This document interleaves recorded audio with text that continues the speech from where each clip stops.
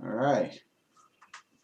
All right, awesome, awesome. All right, everyone. So um, today it's just a couple of brothers dealing with real topics. We're just trying to kind of open up insight into wisdom. So this is just two brothers dealing with wisdom on particular topics today. And today we're talking about a very interesting topic with my brother, my cousin, Mike Tucker, who's very, very in depth. He has a great, tremendous background in terms of coaching, being an entrepreneur, a businessman, a visionary, a public speaker, and things like that.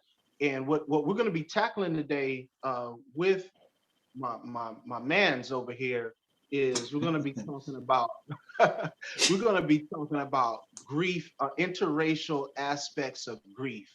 Mm. How we're going to be talking about the dynamics of how grief impacts races, and how can we approach it, and how can we heal it, because the atmosphere is very raw for this right now and sensitive. So that's what we're going to jump into today, man. I'm looking forward to having this conversation.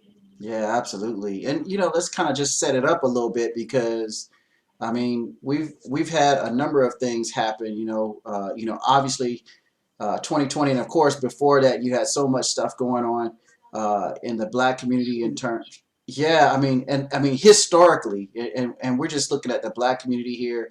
Of course, other communities, the Hispanic community, Native American communities, with these pipelines and the mistreatment, historical mistreatment going way back. And then, right, we just had the shootings in Atlanta with the Asian community, and so collectively we're all dealing with a lot in this country right now. Absolutely, absolutely, man. Like you said, it's so much, like you lose track of all the names. Like when you try to retrack the names over the past 10 years, you get lost after 10 or 12 because you're missing so many who have lost their lives, so many incidents in our community, right? In these past few years, that's been very tremendous. And I think this is important because I think there's a weight that comes with this, that we know it's there, but we don't often really understand the dynamics of it. So I wanted to kind of just start off on this very big topic, but we're going to focus it down to grief, man. Talk to me a little bit about what does it mean to experience or feel this grief?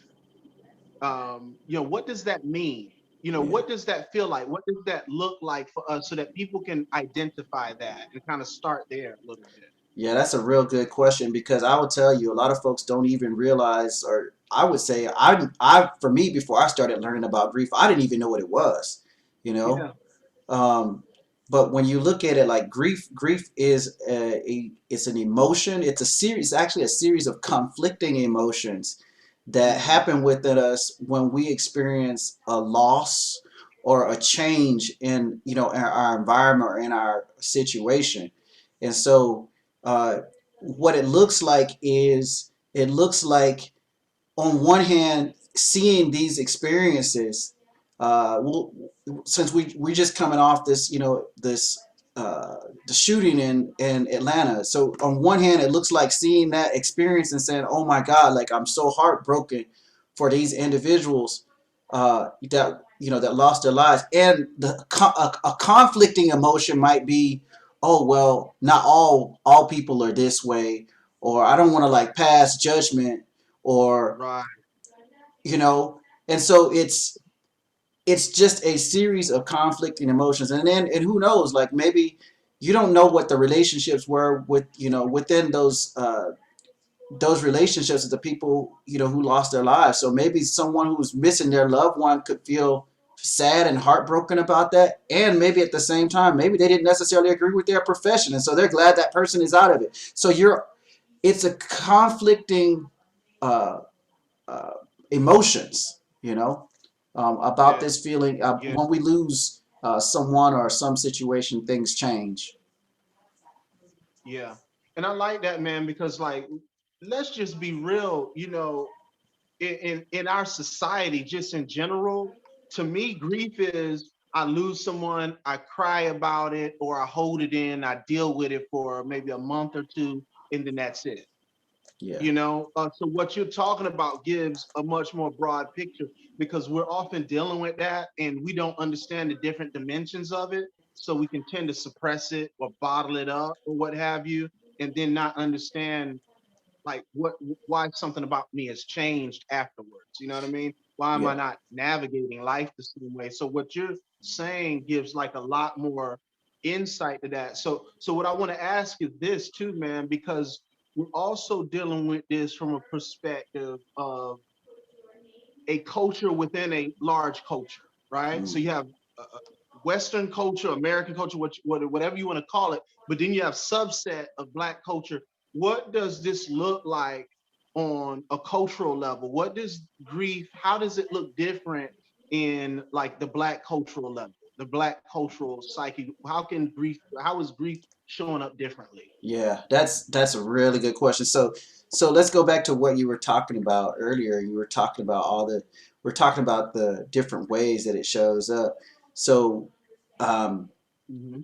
with these conflicting emotions, um, here I'll give you a perfect example. I'll get personal with you. So for example, when I lost my mom, I had a bunch Yeah. of conflicting emotions. Like I was so hurt and sad that she was gone. I was also joyful that she wasn't in pain anymore, and it impacted me on a psychological level, because Yeah. there were certain actions in my work like I didn't want to take anymore. So, for example, when we look at uh, a within our culture, when we look at how this grief shows up, it could show up. It could show up as just overwhelming feels of heaviness. It could show up in terms Mm, of you like wanting to be energetic and excited about things, but like really feeling like you have to push yourself when you were naturally yeah. that way. Yeah. You're naturally energetic and excited. It could show up in terms of you just having lack of motivation for things. Yeah. It could show up in terms of just not caring and allowing others to take advantage of you. Um, Yeah. you know, Mm, so a lot of this, grief and stuff like that, it shows up in so many different ways, and it takes so many different shapes and forms, and we see it all throughout our community. yeah. That's heavy, man. And I think that like I said, that's powerful because a lot of times we don't know how to diagnose what we're even experiencing because it's been so normalized, right? You know what I'm saying? Like those kind of like the personality shifts, the lack of enthusiasm, it's been normalized. Like, hey, that's just what happens to us. Yeah, So that makes a lot of sense, man. It's just like, oh well, that's normal, you know. So with that being said, how is it different when a slight, so we're talking about grief, how is it different when a slight is extended to a particular cultural group? yeah, yeah. So I mean, really, when you talk about that, you really start to jump into collective trauma, man. And collective trauma is when you have an entire group of people that experiences some kind of traumatic impact. And so right now, what we're seeing in a number of communities, diverse communities throughout Yeah. the country, is you're seeing like the grief show up in terms of like all the different ways like I described. I see Yeah. a big thing that that always can tend to show up is fear, and then fear Yeah. leads to behaviors that are just maybe different. So I know, for example, so my in-laws, I got some Asian in-laws, Yeah. and Yeah. and he's already been kind of feeling some of this stuff because they live, in a predominantly white area of Minnesota. So I mean, he's got cameras on his cars, cameras on his houses. He's buying Yeah. guns. Like, I mean, so Yeah. like it's going there. Last time we were there, I was like, man, what is this, like a penitentiary? He like basically built a penitentiary for himself. He's like digging in, like Mm-hmm. fortifying in. Mm-hmm. Absolutely.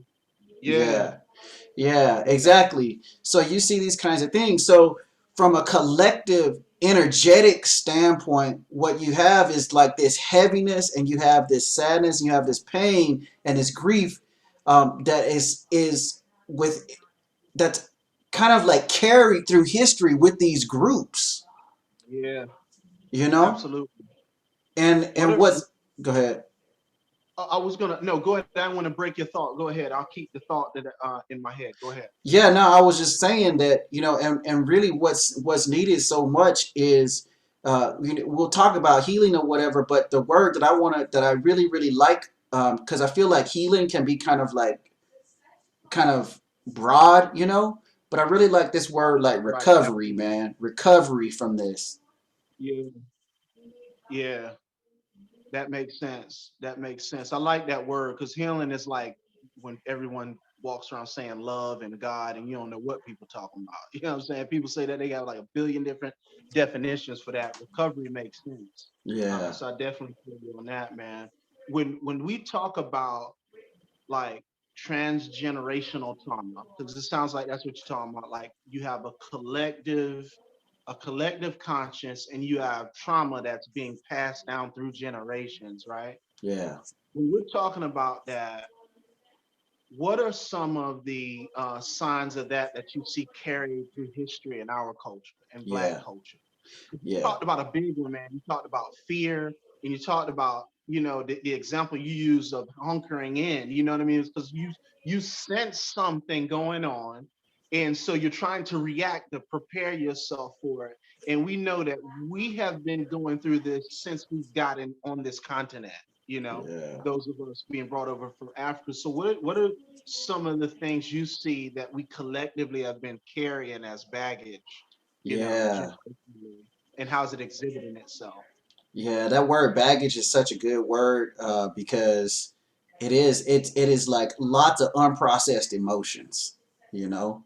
Mm, Meaning, yeah, here I'm gonna say it a different way. It's emotions that we haven't fully integrated into, like our highest way of being, so that those hurtful emotions, um, inform our power and our ability to be, our fullest versions of ourselves.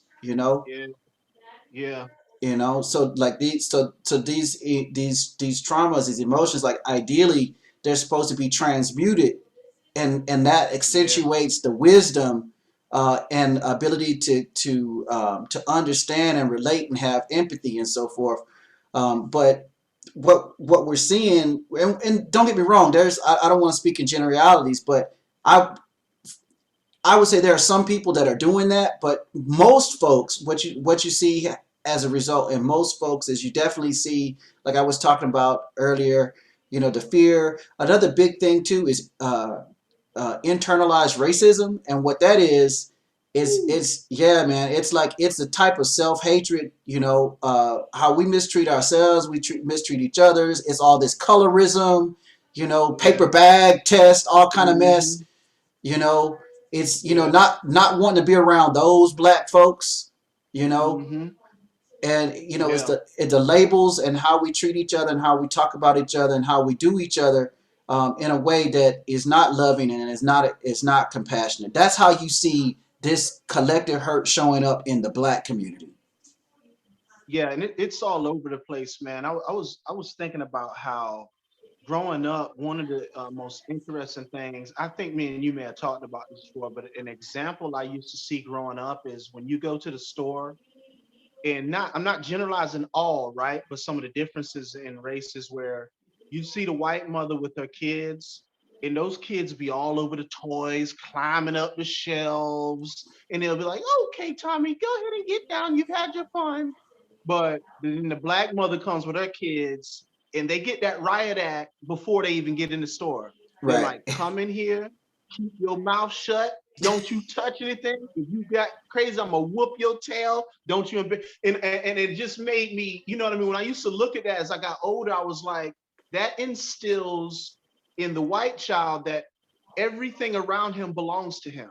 Mm, He feels comfortable in the store. So then he grows up, he feels comfortable in the bank.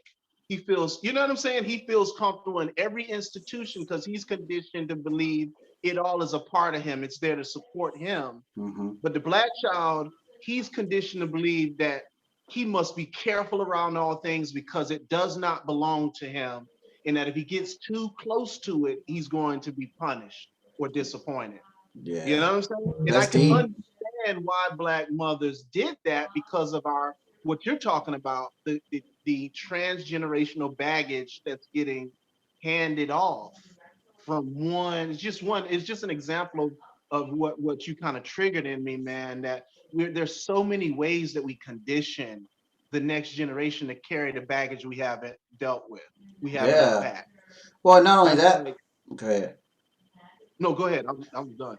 No, I was going to say not only that, but I mean that those, you get that speech because it's a matter of protection. That mother's trying to protect that child, right? Absolutely. And what they say, don't be acting out in front of these white people, like you know why do they say that? Because acting out in front of these white people historically has meant loss of life, and we Yeah, see that playing out right now, with the Trayvons and the George yeah. Floyds and and they're just living their life. Just living. Tamir Rice, Mhm. Breonna Taylor's just living, not Just doing living. anything. Yeah. Absolutely right. Yeah. Yeah, man. So That's serious, man. That's a this collective trauma is a heavy thing, man. So if it Mike, here's my thing. So if that becomes so normalized, it's like a fish. If you ask a fish what water is, he's not going to know what water is because right. it's what he exists in. Hmm. So we're talking about something that's extremely heavy because it's normalized over decades and centuries.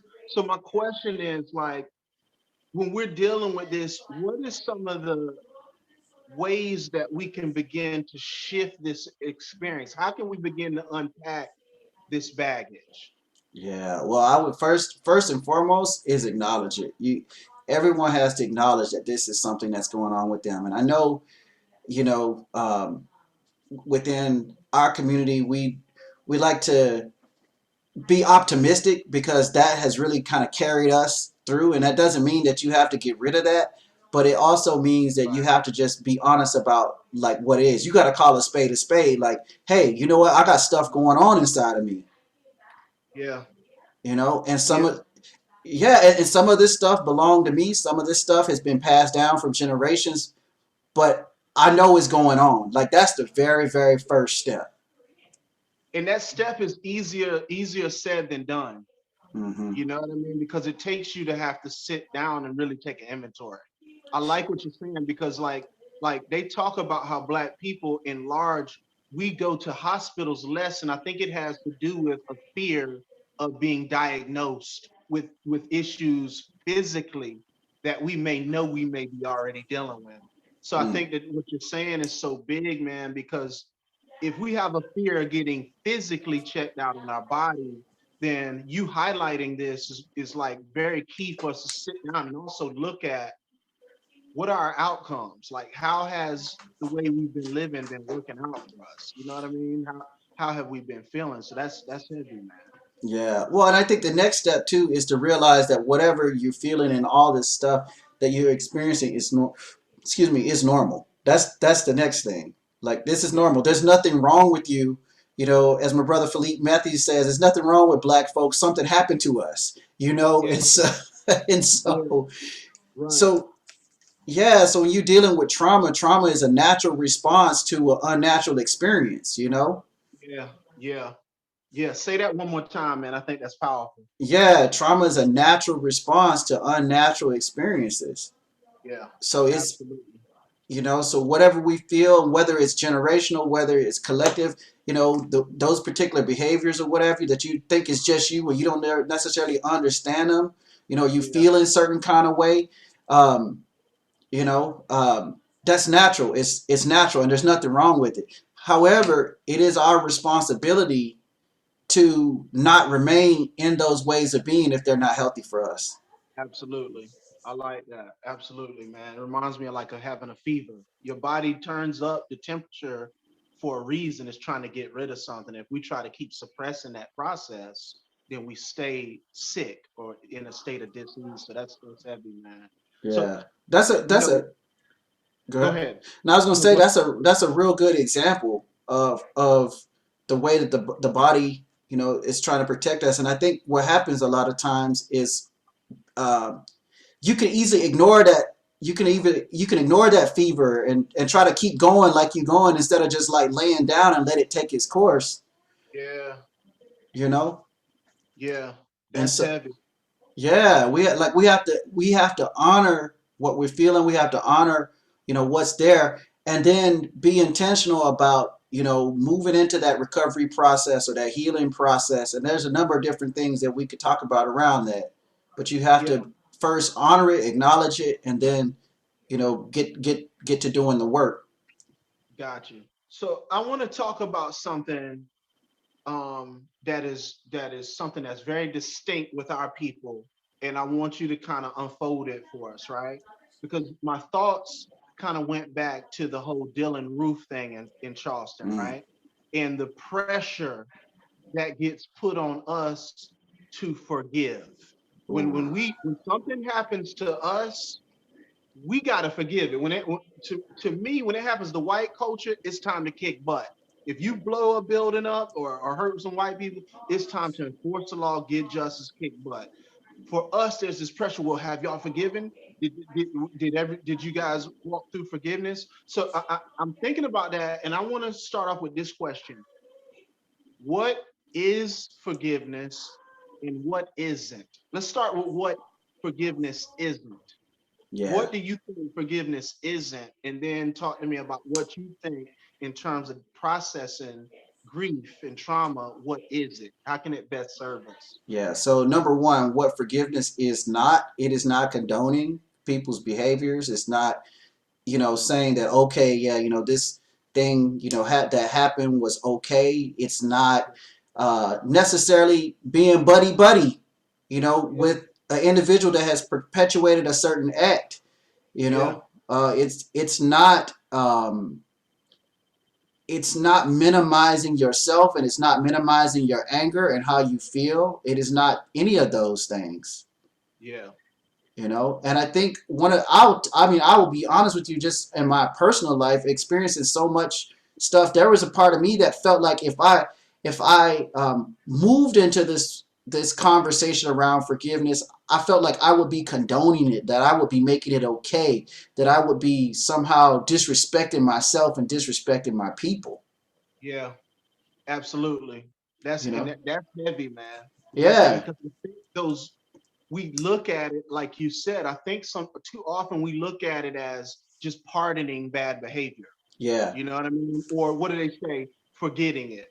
yeah, Forgiveness is not forgetting and it's not pardoning or faking it like you got to be buddy buddy, like you said. And I think when we have those ideas in our head about forgiveness, we stay away from it or we engage in it from that perspective, but we end up reinforcing our trauma because yeah. it's a bad perspective. It's a bad foundation, you Yeah, know? absolutely. I mean, and I will tell you, there are movements within the Black community now, and I respect everywhere, any and every way that we choose to express ourselves. But there are some movements in our community right now that, when you have this conversation about forgiveness, it can seem like you're punking out. You Oh, know, absolutely. you know, Yeah. It can seem very passive. right? Yeah. However, forgiveness is a powerful thing, and I think it's a good point to like talk about what it is. So first and foremost, forgiveness has nothing to do with the other person. It has to do with you. That's Talk about that, bro. Yeah, definitely elaborate on that. Yeah, exactly. And I mean, going back to what you were talking about, the Charleston Dylan Roof thing. I remember the scene, where the family members was hugging in court with his family and so forth. I mean, Yeah. honestly, if I was in that situation, that might have been a bit much for me. I don't know if I would have been able to do that. Yeah. Um, but it's more about internally, it's about releasing the resentment and the rage Yeah. that has built up. It's about releasing any judgment that we have in ourselves for feeling that, because sometimes we judge ourselves for feeling resentment and Absolutely. rage and anger. Um, it's about and most importantly, this is the most important thing about forgiveness. It is about allowing yourself to have permission to experience the next moment newly. Yeah. Yeah. That's That's super important. Please elaborate.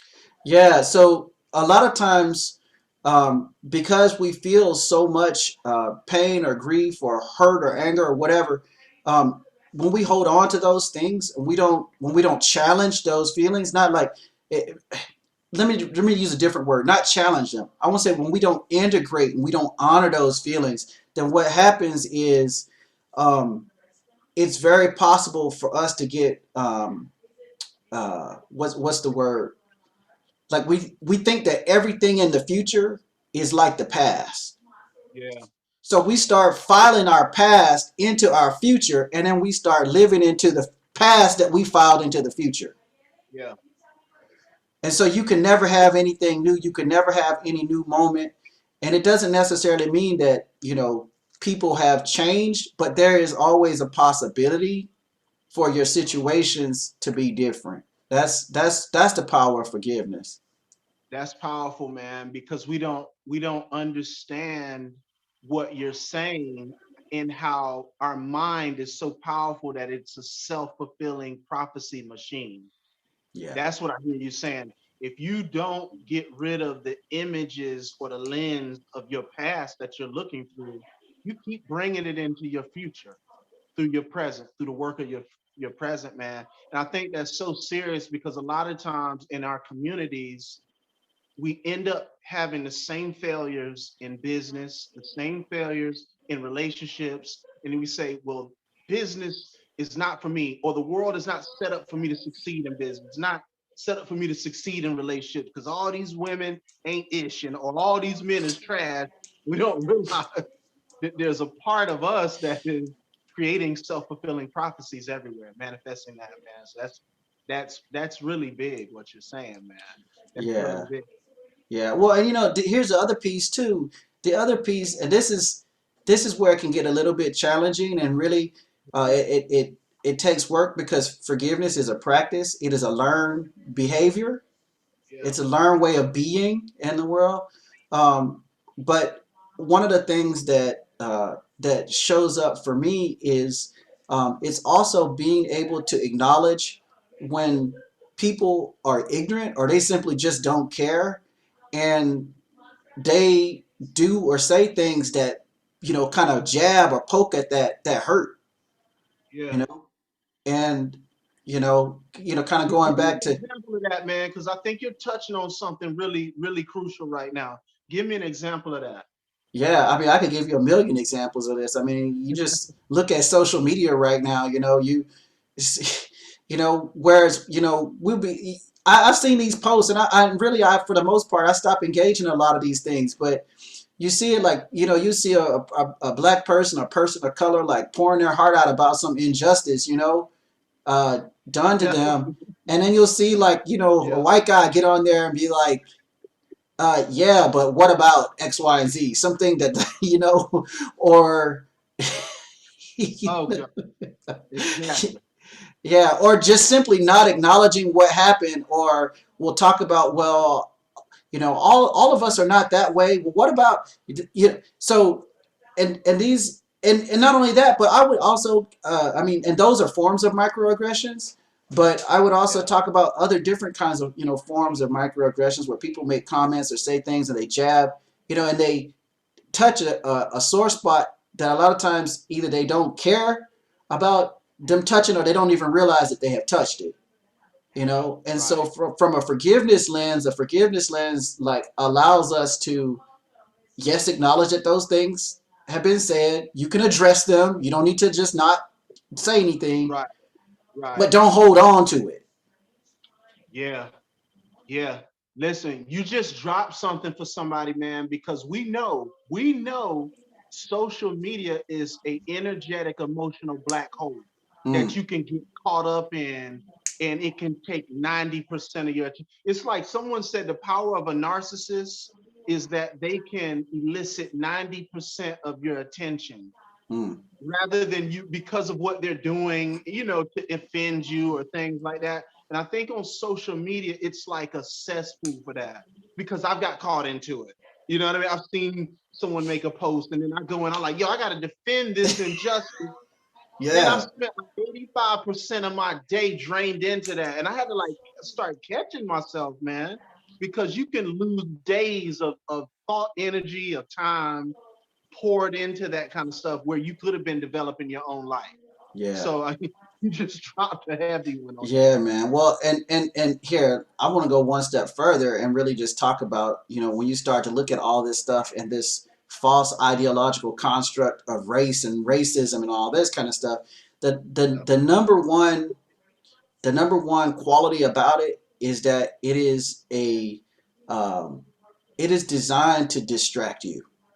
Yeah, And so while we're out being distracted by all of this and having our emotions entangled into it, so many people, not just black folks, across the board, so many people's emotions are entangled into all of this. While we're doing this, you got people like Elon Musk building rocket ships to the moon.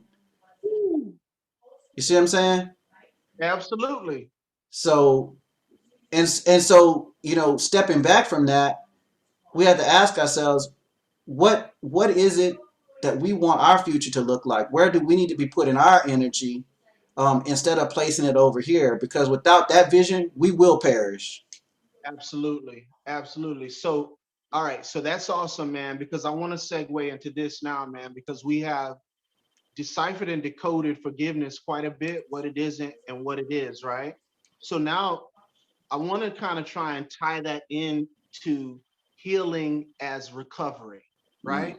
So what does it look like to actually go through a process of recovery so that you can begin to till your own garden, work on your own vision, work on your own gifts and talents and build up your own world. So before we get to building our world and all that, right? What hmm does it look like to go through a process of healing? What does that look like to engage true forgiveness? What does Yeah, that look like? yeah. So I would first and foremost, I want to say that the path is not the same for any two people. Each person has their own path. That's number one. Um, and so, what my path has looked like, and frankly, I'm still very firmly on this path, man, because sometimes it'll ratchet up, you know, but, Absolutely. but That's real. yeah, man. But what I would say is, I mean, definitely, like, number one, we talked about honoring and acknowledging that you have these feelings. That's number one. So that's number one. Then number two, learning about these different types of feelings and emotions and things like that. Learning about grief, and then specifically, for us, I think it's also important to understand kind of a cultural aspect and understand culturally, like how culturally we deal with and address grief, because different cultures do it different. Um, that's a very, very big thing. And then, for some folks, it may be helpful to be a part of a grief group. Like I've done a couple of different grief groups. Um, the uh, I forget the name of the organization, but there's a book called the Grief Handbook, um, that's been Mm, really instrumental in my life, and I send it out to anyone. Like when they lose somebody, I always send it out. Because it yeah, it demystifies so many of these myths. Like it, first of all, it destroys this whole like 5 stages of grief. Like it destroys all of that. It's all that's all yeah, like has nothing anyway.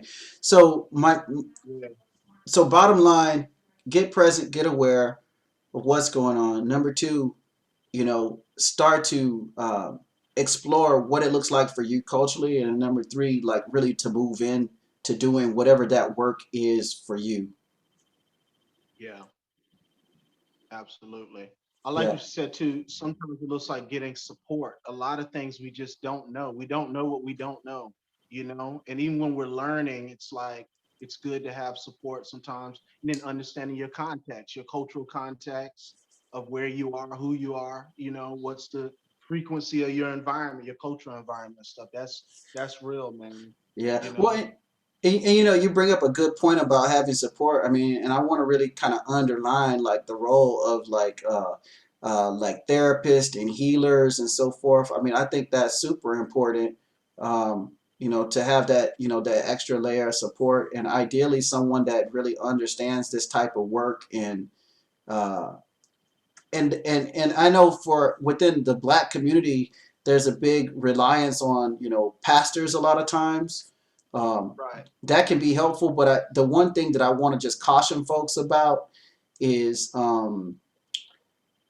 spiritual bypassing. And Oh, that's a big one. Talk about it. Yeah. yeah, so what I mean by this is, you know, the pastors and ministers, they're there to support you from a spiritual standpoint. And that's a whole other conversation. And grief Yeah. does impact you spiritually. However, there's a whole other layer of emotions and energy that there are other professionals that might be better suited to manage and support you in that. Yeah. And yes, Absolutely. so And I'm glad you elaborated on that. yeah, exactly. Because what happens with spiritual bypassing is folks will be like, "Oh, I'm just gonna pray it away. I'm gonna bring it to the altar." Yeah, and you're not really dealing with Right. the emotional stuff. Yeah. Yeah. Yeah, and it's in every sphere of spirituality. In like the more new age metaphysical, it's a positive affirm it away. I'm going to Yeah. positively affirm it away. You know what I mean? Or I'm going to sit in this incense long enough, or whatever. So you cannot just pray it away. There are some things like there's this saying that I think is a lie. They say time heals everything, but not Mm, with the mind. no. That doesn't always work with the mind. The Mm. mind can hold things indefinitely if we don't address it. So Uh, I'm glad that you're addressing another reason. I'm glad you address it because there's a big stigma in our community about reaching out for help. yeah. Yeah. Well, You so know? and I understand that because historically, you know, we have been, you know, mistreated and so forth and used for experiments, and I won't even get into like the global experiment right now, but I mean Yeah. there's Right. there there is a lot of mistrust, you know, and so that being said, you know, you don't want to throw the baby out with the bathwater. You want to find someone, preferably, you know, if you're black, find somebody black. If you're Asian, find somebody Asian. You know that, you know, or whatever, Hispanic, whatever, that can really understand and relate to you and understand your culture and so forth. That maybe has some awareness of some of, you know, this Western science and so forth, because there's some good into that. But also understands their cultural piece, like, you know, from wherever you're from, like that is super important. Nuance. Yeah, Yes. absolutely, man. So yeah, this is really good, man. You know, uh, I want to ask you this: how do those in grief, and this may be a spin on what we're talking about, but how do those in grief honor their pain? How do we honor our pain? Mm. Yeah, you know, I would say the first and foremost way that you honor, we kind of talked about this a little bit, is just acknowledge that you have it. Acknowledge that you have it, and also acknowledge that maybe there are some ways that that pain is like running your life, and you don't even know it Mm, in your yeah, decisions. You know, so I'll give you a personal story. So when my mom passed, and I was dealing with that form of grief, yeah, I stopped doing everything marketing related. any and mm, and and even when I started, you know, my coaching, and I had difficulty doing anything to even market myself because I had connected marketing with the loss of my mom, and so anything marketing wise, I didn't want to touch it. So yeah, I had to honor that, and so uh, a lot of times when we have grief, it'll be connected to, you know, other events or activities around, you know, when that moment of grief happened, and yeah, we you know act in certain ways based on that grief. So you have to, you know, have to process that, and so you can release it, so you can be free in all areas of your life. yeah, yeah. Absolutely, man. Absolutely. There's a I'll tell you something else I want to kind of go back to, man, because we're talking about processing through our grief and the benefits of it, right? Um, there's a question I want to ask, man, that I want to circle back to a little bit because we still got a little bit of time here, quite a bit of time. In your work, have you found that there's a link between unforgiveness and mental health? Let me just You know what I'm start by saying? saying this. The research is out. There's plenty of links between unforgiveness and mental health, and not just mental health, but physical health. Ooh, yeah, Okay, yeah, so yeah, and what so as a coach, that's I don't typically move into dealing a whole lot with grief and these kinds of things. My focus is really around helping people get to that next level in life. However, there have been right, several times when I've seen when working with folks that that's what's stopping them, and I will refer them to a therapist or to a healer, someone that can support them with right, that because right.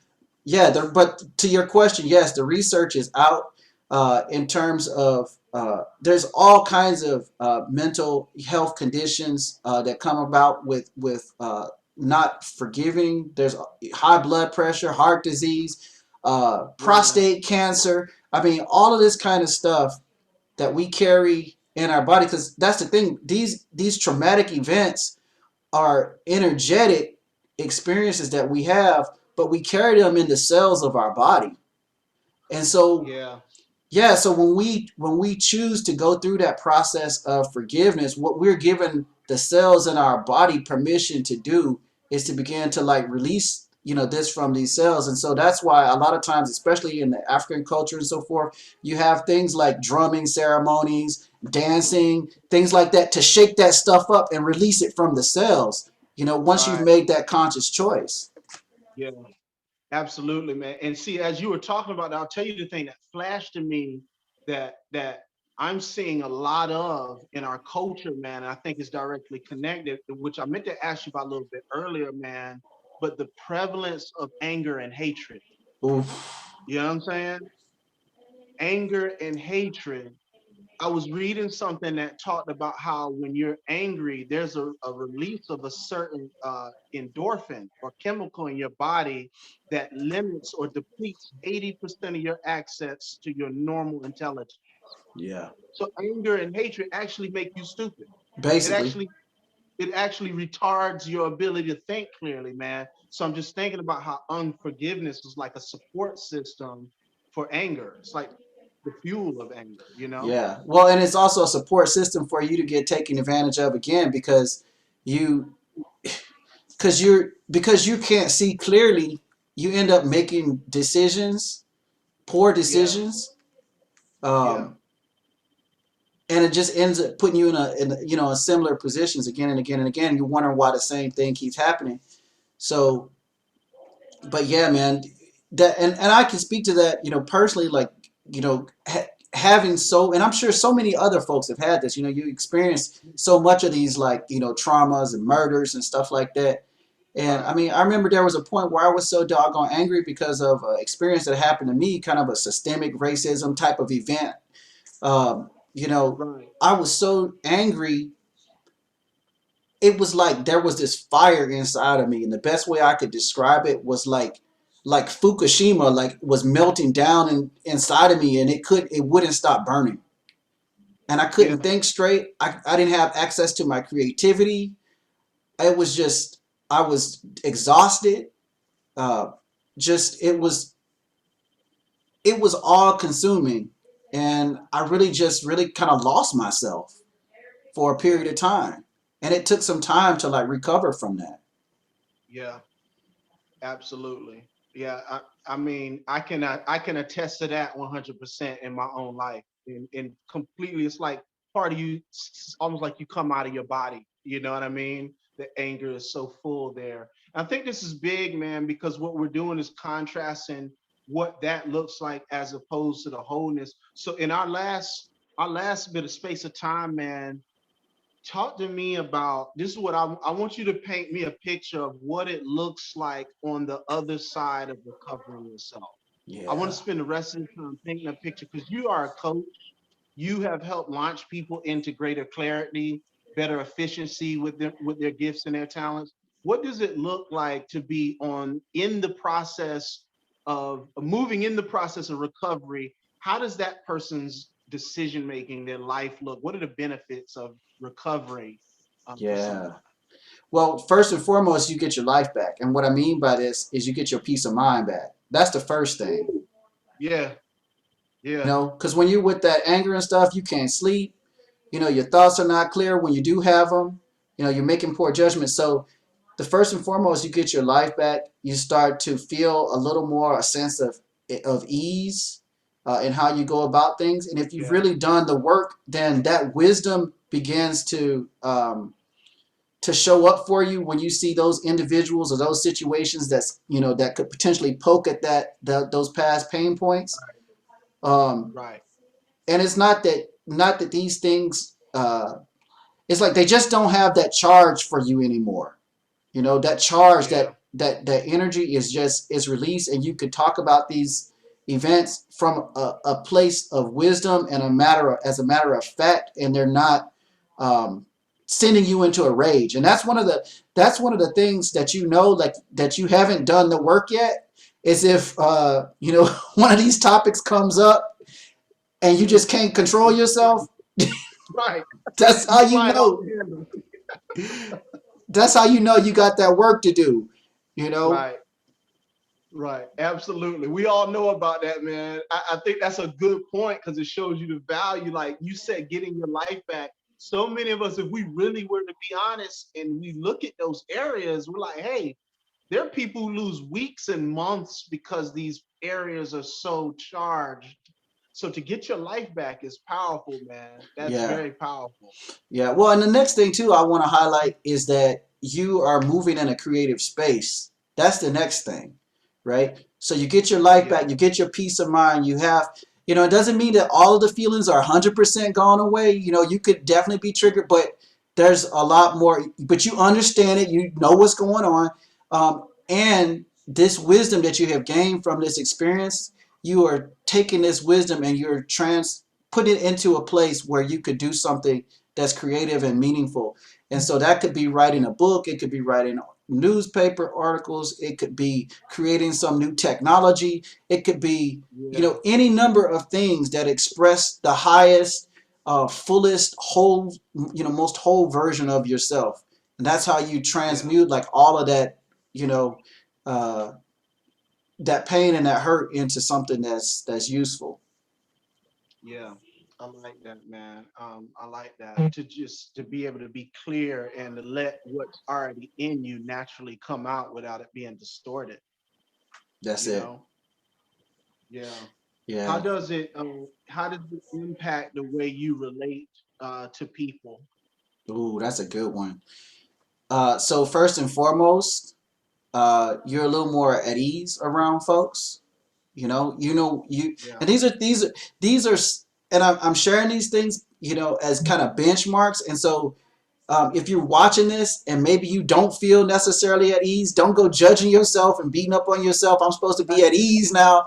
Nah, it's what we're looking at, what we're talking about. Really, I think the best way to look at it is kind of like a scale. So where you see where you are at different phases on the scale. You know, Yeah. and There so you go. the highest version of this is, being at peace and its communication. It's when these issues are brought up, they're not triggering for Yeah. you or as triggering as maybe, the moment of that incident. Um, Right. you're able to allow there to be new moments. You're able to see people in the moment as they are for who they are in that Yeah. moment and not heap the past on that individual. Yeah. Absolutely. And I like what you said earlier, man. It's these things are practices. I think so, so often we think that recovery or forgiveness or recognition, it's like, oh, I recognize, like, no, that's a repetitive thing. You know, what you're talking about, like I could share in my own life that I'll operate in authentic forgiveness in one area, and then maybe 6 months or maybe even a year or two later, you revisit it and you feel such disappointment that there's still energy. But oftentimes, what we don't realize, it's a practice and we're constantly growing. So you may get deeper into yourself or your journey and find another layer of something that needs to be practiced on, that where you need to carry in this practice of honoring your pain, of forgiving, of being aware. You know what I'm saying? So this is really good information that even when you begin to free yourself and experience that relaxation and that peace and centeredness, this is a lifestyle. These tools are here to constantly be reapplied over and over to become a part of your life, man. You know, I Yeah, like that. absolutely. I mean, I like to think of it as kind of like the, the layers of the onion, you There you go. you might do a lot of heavy lifting. And it's interesting. I was working with someone just gosh, this was yesterday. I got a call yesterday. This individual, the last few weeks we had been doing some really, really heavy lifting, pulling off those layers around, grief and stuff like that, because that was just what she wanted to do, and she wanted to do it with me. She didn't want to do it with like a therapist or whatever. Um, Right. and so, but pulling those layers off, and then realizing that one of our conversations was that, hey, you've done this work before, and this is just the next version of it. This is just the next iteration of it. So Yeah, don't that's be so hard on yourself. I like that. I like that. The next generation of it, that's powerful, man. 'Cause you got to realize sometimes an old generation of ourselves will die off, and then you're dealing with a new one. So you just got to reapply it at that level, man. So that's extremely key. What you just said, man. You know, Yeah. we're closing in on that time, Mike. If you would leave everyone with just what if this was the last thing someone sees before they make their move, before they prepare to make their next move, their best move in terms of their life, what are the three things from this conversation, or the three things you would leave someone who's on Yeah. that verge of taking on this new journey of recovering? What are the three things you would leave someone to help encourage them to make that move? Well, the first thing I would say is to realize that we're always evolving. Like, and evolution is a choice. Evolution is a choice, or you can just kind of let it happen, by happenstance. And so own your choice to evolve, right? And this, forgiveness is a part of that. Releasing grief is a part of that. The next thing I would say is honoring wherever you are. Don't judge yourself. Don't beat up on yourself. Just honor where you Yeah, are. And then the third thing I would say is know that this is a practice. Like, you have to practice this if you want to get good at it. Like, if you want to, get good at basketball or playing the guitar, you're going to practice it. These are learned skills, and right. a lot of us didn't learn these skills growing up. So you can learn Yeah, these skills. yeah, That's what I would say. absolutely. Don't see yourself as an old dog that can't Yeah, learn a new trick. yeah, A lot of people learn this journey like at the end of their life road. You know what I mean? In their 60s or 70s. You know, because they carried it.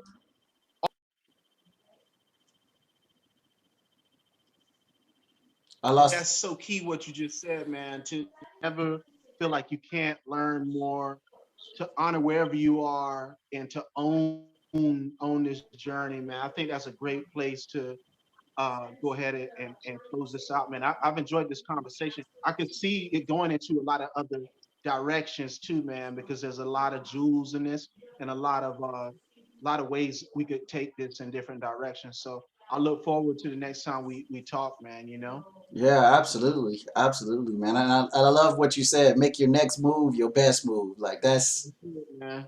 that's That's good it. stuff right there. Listen to this.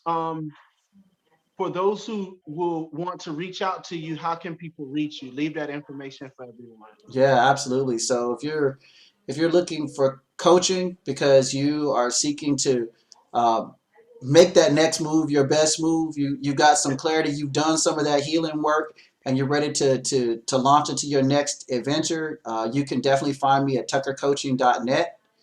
Um, just go there, and just send me a message. My email is on the site and everything, but just definitely hit me up at tuckercoaching.net, and we'll set up some time to talk and just see, if we're a good fit for each other, and go from there.